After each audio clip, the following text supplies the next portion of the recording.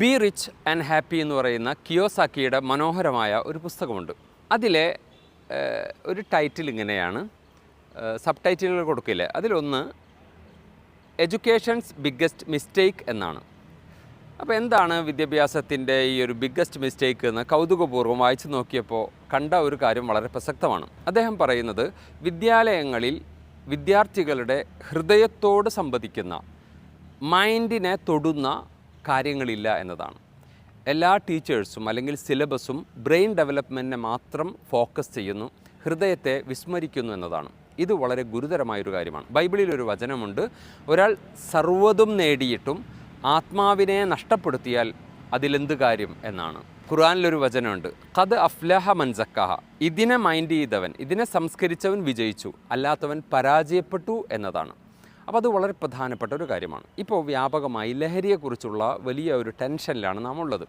അപ്പോൾ എന്താണ് പരിഹാരമെന്ന് ഇവരാരും പറയുന്നില്ല എന്നതാണ് അതിലെ കൗതുകകരമായൊരു കാര്യം.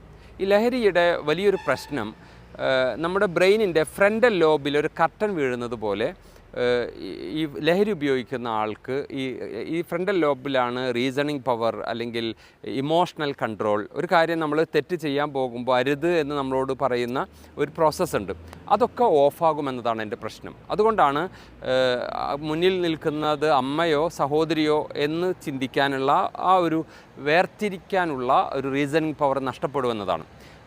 മലയാളിക്ക് സുപരിചിതമായ ഒരു ഡയലോഗുണ്ട്, കത്തി താഴെ ഇടറ നിൻ്റെ അച്ഛനാട പറയുന്നത് എന്ന് ഒരു ഡയലോഗുണ്ട്. കാരണം അവനറിയില്ല ഇത് ലഹരി ബാധിതനെ സംബന്ധിച്ചിടത്തോളം ഇതിൻ്റെ മുമ്പിൽ നിൽക്കുന്നത് ഒരു വ്യക്തി മാത്രമാണ്. അപ്പോൾ നിൻ്റെ അച്ഛനാടാന്ന് പറയുമ്പോഴാണ് കത്തി താഴെ ഇടുന്നത്. ഈ അച്ഛൻ അല്ലെങ്കിൽ അമ്മ, സഹോദരി, സത്യം, ധർമ്മം, ഈ കാഴ്ചപ്പാട് നഷ്ടപ്പെടുന്നു എന്നത് വലിയൊരു പ്രശ്നമാണ്.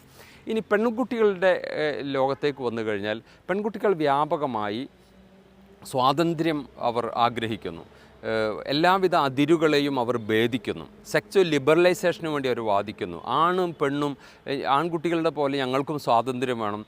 ആരും അവരെ പിടിച്ചു കെട്ടിയിട്ടില്ല, പക്ഷേ ഒരു പെണ്ണിന് പെണ്ണിൻ്റേതായ പരിമിതിയുണ്ട് എന്ന സാമ്പ്രദായികമായി അല്ലെങ്കിൽ കാലികമായി നമ്മൾ ആചരിച്ചു വന്ന അല്ലെങ്കിൽ മനസ്സിലാക്കി പോന്ന വാല്യൂസിനെയൊക്കെ വലിച്ചെറിഞ്ഞുകൊണ്ട് ഒരുമാതിരി അപകടകരമായ ഒരു സാഹചര്യത്തിലേക്ക്, വിവാഹം പോലും ആവശ്യമില്ല, ജീവിതം ആസ്വദിക്കാനുള്ളതാണ്, മൈ ബോഡി മൈ ചോയ്സ് എന്നൊക്കെയുള്ള അതിരു കടന്ന അപകടത്തിലേക്ക് നമ്മുടെ പെൺകുട്ടികൾ ഒക്കെ പോയിക്കൊണ്ടിരിക്കുന്ന ഒരു സാഹചര്യമുണ്ട്. ഈ സന്ദർഭത്തിൽ നമുക്ക് എന്താണ് പരിഹാരം എന്നതിനെക്കുറിച്ചാണ് നമ്മൾ ചിന്തിക്കേണ്ടത്. രാഷ്ട്രപിതാവ് പറയുന്നൊരു കാര്യമുണ്ട്, there is no school equal to a decent home. നല്ലൊരു ഭവനം, അതിന് തുല്യമായ വേറൊരു സ്കൂളും ലോകത്താരും പണിതിട്ടില്ല. അതുകൊണ്ട് home is the first school. ഒരു പരിഹാരം